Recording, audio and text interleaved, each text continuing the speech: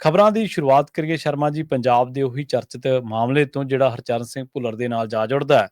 ਭੁੱਲਰ ਹੀ ਨਹੀਂ, ਭੁੱਲਰ ਦੇ ਆਸ-ਪਾਸ ਨੇੜੇ ਤੇੜੇ ਦੇ ਰਹਿਣ ਵਾਲੇ ਲੋਕਾਂ ਨੂੰ ਵੀ ਹੁਣ ਖਾਸੀ ਜਿਹੜੀ ਮੁਸ਼ੱਕਤ ਆ ਉਹ ਝੱਲਣੀ ਪੈ ਰਹੀ ਹੈ, ਕਿਉਂਕਿ ਕਾਂਡ ਬਹੁਤ ਵੱਡੇ ਸਾਹਮਣੇ ਲਗਾਤਾਰ ਆ ਰਹੇ ਨੇ।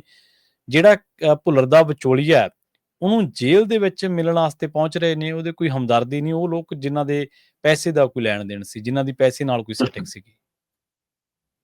ਬਿਲਕੁਲ ਪ੍ਰਵੀਨ ਜੀ, ਹਰਚਰਨ ਭੁੱਲਰ ਵਾਲਾ ਮਾਮਲਾ ਲਗਾਤਾਰ ਮੁੱਖ ਚਰਚਾ 'ਚ ਹੈ ਪੰਜਾਬ ਦੇ, ਔਰ ਕਈਆਂ ਨੂੰ ਫਿਕਰ 'ਚ ਪਾਇਆ ਹੋਇਆ ਉਹਨੇ। ਸਿਆਸੀ ਜਮਾਤ ਵੀ, ਕਾਰੋਬਾਰੀ ਜਮਾਤ ਨੂੰ ਵੀ, ਅਫਸਰਸ਼ਾਹੀ ਨੂੰ ਵੀ, ਸਿਵਲ ਤੇ ਸਾਰਿਆਂ ਨੂੰ, ਕਈਆਂ ਨੂੰ ਫਿਕਰ ਹੈਗਾ। ਤੇ ਕੜੀਆਂ ਜੁੜਦੀਆਂ ਵੀ ਜਾ ਰਹੀਆਂ। ਤੁਸੀਂ ਇਹ ਦੇਖੋ ਕਿ ਕੱਲ ਪੰਜਾਬ ਹਰਿਆਣਾ ਹਾਈ ਕੋਰਟ ਨੇ ਇੱਕ ਵੱਖਰੇ ਤਰ੍ਹਾਂ ਦਾ ਮਾਮਲਾ, ਬੇਸ਼ੱਕ ਪੁਲਿਸ ਤੰਤਰ ਵਾਲੇ ਉਹ 'ਚ ਵੀ ਫਸ ਰਹੇ ਨੇ।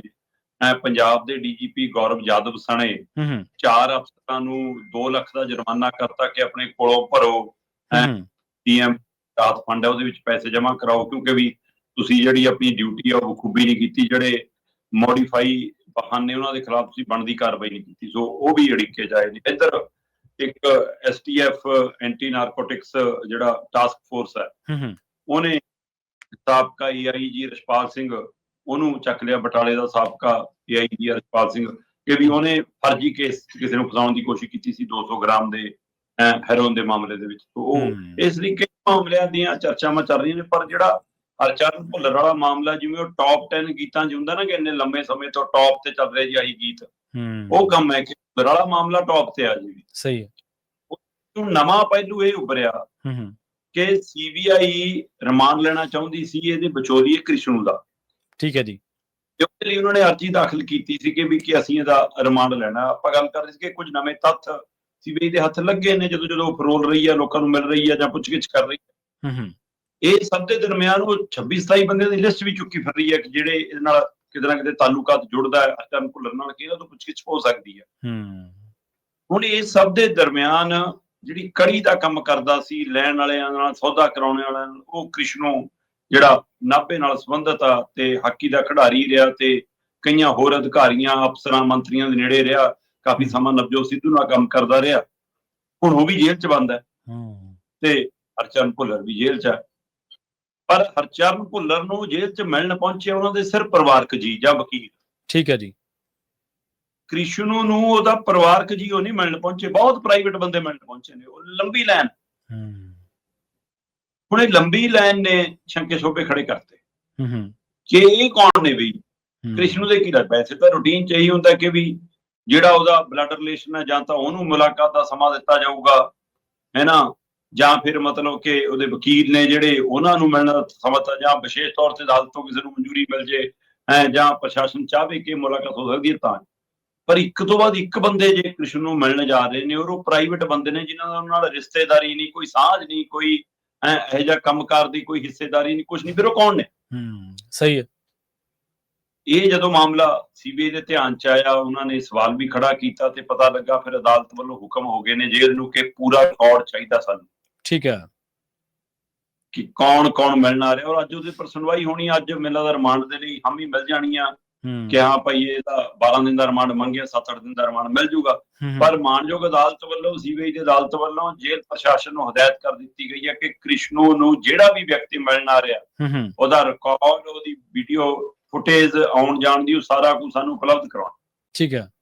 ਦੱਸਣ ਵਾਲੇ ਇਹ ਦੱਸਦੇ ਨੇ ਕਿ ਉਹ ਲੋਕ ਨੇ ਜਿਨ੍ਹਾਂ ਦੇ ਮਾਲਕਾਂ ਨੂੰ, ਜਿਨ੍ਹਾਂ ਦੇ ਆਕਾਵਾਂ ਨੂੰ, ਜਿਨ੍ਹਾਂ ਦੇ ਚਹੇਤਿਆਂ ਨੂੰ, ਇਹ ਜਿਨ੍ਹਾਂ ਲਈ ਇਹ ਕੰਮ ਕਰਦਾ ਸੀ, ਮਤਲਬ ਜਿਨ੍ਹਾਂ ਨਾਲ ਇਹਦਾ ਹਿੱਸਾ ਪੱਤੀ ਸੀ ਜਾਂ ਲੈਣ ਦੇਣ ਸੀ ਜਾਂ ਕੋਈ ਸੰਬੰਧ ਸੀ ਜਾਂ ਅਗਲਾ ਪਿਛਲਾ। ਜ਼ਰੂਰੀ ਨਹੀਂ ਕਿ ਹਰਚਰਨ ਭੁੱਲਰ ਵਾਲੇ ਮਾਮਲੇ 'ਚ ਹੋਵੇ, ਹੋਰ ਇਹੋ ਜਿਹੇ ਕੰਮਾਂ ਕਰਨ। ਸੋ ਕਹਿੰਦੇ ਜੀ ਉਹਦੇ ਤੱਕ ਆਫਰਾਂ ਪਹੁੰਚ ਰਹੀਆਂ ਨੇ ਕਿ ਤੇਰੀ ਇੰਨੀ ਸੇਵਾ ਕਰ ਦਾਂਗੇ, ਤੇਰੇ ਟੱਬਰ ਦਾ ਕਰ ਦਾਂਗੇ, ਤੇਰੇ ਲਈ ਆ ਕਰ ਦਾਂਗੇ, ਬਸ ਤੂੰ ਸਾਡਾ ਨਾਂ ਨਹੀਂ ਰੱਖ। ਅੱਛਾ। ਮੈਨੂੰ ਲੱਗਦਾ ਚੋਰ ਦੀ ਦਾੜੀ 'ਚ ਤਣਕਾ। ਉਹ ਮੈਂ ਇੱਕ ਪੜ੍ਹ ਰਿਹਾ ਸੀ, ਕਹਿੰਦਾ ਕਿ ਇੱਕ ਬੰਦੇ ਦੇ ਸੇਠ ਦੇ ਘਰੇ ਚੋਰੀ ਹੋ ਗਈ ਤੇ ਉਹ ਰਾਜੇ ਕੋਲ ਚਲਾ ਗਿਆ, ਅਕਬਰ ਕੋਲ, ਕੇ ਮਹਾਰਾਜ ਮੇਰੇ ਤਾਂ ਘਰੇ ਚੋਰੀ ਕਰ ਲਈ, ਮੈਨੂੰ 3 ਬੰਦਿਆਂ ਦਾ ਸ਼ੱਕ ਹੈ। ਉੱਥੇ ਤੋਂ ਇਲਾਵਾ ਕੋਈ ਨਹੀਂ ਸੀ। ਤੇ ਵੀਰਵਾਲ ਕੋਲ ਮਾਮਲਾ ਆਇਆ। ਵੀਰਵਾਲ ਕਹਿੰਦਾ ਕੋਈ ਗੱਲ ਨਹੀਂ ਜੀ, ਆਪਾਂ ਤਾਂ ਹੁਣ ਮਸਲਾ ਹੱਲ ਕਰ ਦਿੰਦੇ ਹਾਂ। ਆਪਣੇ ਕੋਲੋਂ ਜਾਦੂ ਵਾਲੀ ਜਿਹੜੀ ਸਵਾਹ ਪਈ ਆ, ਉਹਨੇ ਹੁਣੇ ਮਸਲਾ ਹੱਲ ਕਰ ਦੇਣਾ। ਪਹਿਲਾਂ ਤਾਂ ਉਹ 3 ਬੰਦਿਆਂ ਦੇ ਕੰਨ ਖੜੇ ਹੋ ਗਏ ਜਦੋਂ ਜਾਦੂ ਵਾਲੀ ਸਵਾਹ ਦੀ ਗੱਲ। ਕਮਰੇ 'ਚ ਲੈ ਗਿਆ ਉਹਨਾਂ ਨੂੰ, ਤੇ ਉੱਥੇ ਸਵਾਹ ਵਿਛਾਈ ਵੀ ਸੀ। ਉਹ ਕਹਿੰਦਾ ਜਾਓ ਵੀ ਤਿੰਨੇ ਇਸ ਕਮਰੇ 'ਚ ਚੱਲ ਜਾਓ, ਤੇ ਜਿਹੜੇ ਤਾਂ ਨਹੀਂ ਚੋਰੀ ਕੀਤੀ ਜਿਹਨੇ, ਹੈਨਾ, ਉਹਨਾਂ ਨੂੰ ਤਾਂ ਕੋਈ ਖਤਰਾ ਨਹੀਂ, ਠੀਕ ਹੈ। ਤੇ ਜਿਹੜੇ ਜਿਹਨੇ ਚੋਰੀ ਕੀਤੀ ਉਹਨੇ ਆਪੇ ਫਸ ਜਾਣਾ, ਕਿਉਂਕਿ ਜਾਦੂ ਵੀ ਜਿਹੜੀ ਉਹ ਹੈ ਸਵਾਹ, ਉਹਦੇ ਤੇ ਪੈਰਾਂ ਦੇ ਨਿਸ਼ਾਨ ਉਹਦੇ ਬਣਨੇ ਆ ਜਿਹਨੇ ਚੋਰੀ ਕੀਤੀ ਹੋਊਗੀ। ਠੀਕ ਹੈ, ਠੀਕ ਹੈ। ਹੁਣ ਜੇ ਤਿੰਨੇ ਅੰਦਰ ਵੜ ਗਏ, ਦੋਆਂ ਨੇ ਤਾਂ ਠੋਕ ਕੇ ਪੈਰ ਰੱਖੇ ਨੂੰ, ਤੁਸੀਂ ਕਹਾ ਕਿ ਸਾਡੇ ਨਿਸ਼ਾਨ ਤਾਂ ਬਣਨੇ ਨਹੀਂ, ਚੋਰੀ ਨਹੀਂ ਕੀਤੀ। ਤੀਆ ਕਹਿੰਦੇ ਕੰਧ ਜੇ ਨਾਲ ਇਕੱਲੇ ਪੱਬੇ ਜੇ ਰੱਖ ਕੇ ਤੁਰੇ, ਪੰਜੇ ਜੇ ਰੱਖ ਕੇ ਤੁਰੇ ਕਿ ਮੇਰਾ ਨਿਸ਼ਾਨ ਨਾ ਕਿਤੇ ਆ ਜਾਵੇ, ਉਹਨੂੰ ਡਰ ਪੈ ਗਿਆ। ਤੇ ਜਿੱਦਾਂ ਹੀ ਦਰਵਾਜ਼ਾ ਖੁੱਲਿਆ ਉਹ ਕਹਿੰਦਾ ਵੀ ਆਹੀ ਚੋਰ ਹੈ। ਹੁਣ ਇੱਥੇ ਸਵਾਲ ਇਹੀ ਹੈ ਕਿ ਕੀ ਇਹ ਆਪੇ ਤਾਂ ਨਹੀਂ ਹਾਰੇ ਕਿਹਾ, ਨਹੀਂ ਤਾਂ ਪਤਾ ਨਹੀਂ ਲੱਗਦਾ ਕਿ ਕੌਣ ਕੌਣ ਉਹਦੇ ਸੰਪਰਕ 'ਚ ਹੈ। ਆਪੇ ਪਹੁੰਚ ਕਰਕੇ ਹੁਣ ਉਹ ਕਿਹਨਾਂ ਦੇ ਬੰਦੇ ਆਏ ਨੇ, ਕਿਹਦੇ ਫਿੱਲੇ ਆਏ ਨੇ, ਕਿਹਦੇ ਚਾਹਣ ਵਾਲੇ ਨੇ, ਉੱਥੋਂ ਇਹ ਰਾਜ ਖੁੱਲ ਸਕਦਾ ਹੈ। ਸੋ ਇਸ ਲਈ ਆਪਾਂ ਜਿਹੜੀ ਗੱਲ ਕਰਦੇ ਸੀ ਲੰਘੇ ਦਿਨਾਂ 'ਚ ਕਿ 26-27 ਦੀ ਲਿਸਟ ਹੈ, ਉਹਨਾਂ 'ਚ ਹੋ ਸਕਦਾ ਕਿ ਆਹ ਬੰਦੇ ਵੀ ਹੋਣ ਜਿਨ੍ਹਾਂ ਦੇ ਅਗਾਂਹ ਉਹਨਾਂ ਦੇ ਚਾਹਣ ਵਾਲੇ, ਨੇੜੇ ਤੇੜੇ ਵਾਲੇ ਸੁਨੇਹਾ ਲੈ ਕੇ ਕੋਈ ਆ ਰਹੇ ਨੇ। ਕੀ ਉਹ ਲੋਕ ਸਿੱਧੇ ਆਏ ਨੇ, ਕਿ ਉਹਨਾਂ ਨੇ ਆਪਣੇ ਅੱਗੇ ਫੀਲੇ ਭੇਜੇ ਨੇ ਕੋਈ, ਕੌਣ ਨੇ, ਆਉਂਦੇ ਸਮੇਂ 'ਚ ਰਾਜ ਖੁੱਲਣਗੇ। ਕੁਝ ਕਹਿੰਦੇ ਅਫਸਰਾਂ ਨਾਲ ਸੰਬੰਧਿਤ ਵੀ ਨੇ, ਕੁਝ ਕਾਰੋਬਾਰੀ ਰਾਜਨੀਤਿਕ ਧਿਰਾਂ ਨਾਲ ਸੰਬੰਧਿਤ ਵੀ ਨੇ। ਜੀ ਹੁਣ ਕਿੰਨਿਆਂ ਦੇ ਰਾਜ ਖੁੱਲਦੇ ਆ, ਕਿੰਨੇ ਨਹੀਂ, ਪਰ ਇਸ ਦੇ ਨਾਲ ਹਰਚਰਨ ਭੁੱਲਰ ਤੇ ਕ੍ਰਿਸ਼ਨੂ ਦੀਆਂ ਮੁਸ਼ਕਲਾਂ ਤਾਂ ਵਧਣੀਆਂ। ਮੈਨੂੰ ਤਾਂ ਮੁਲਾਕਾਤ ਕਰਨ ਵਾਲੀ ਮੁਸ਼ਕਲਾਂ ਵੀ ਵਧਣ ਦੀ ਤਿਆਰੀ ਹੋ ਗਈ ਹੈ।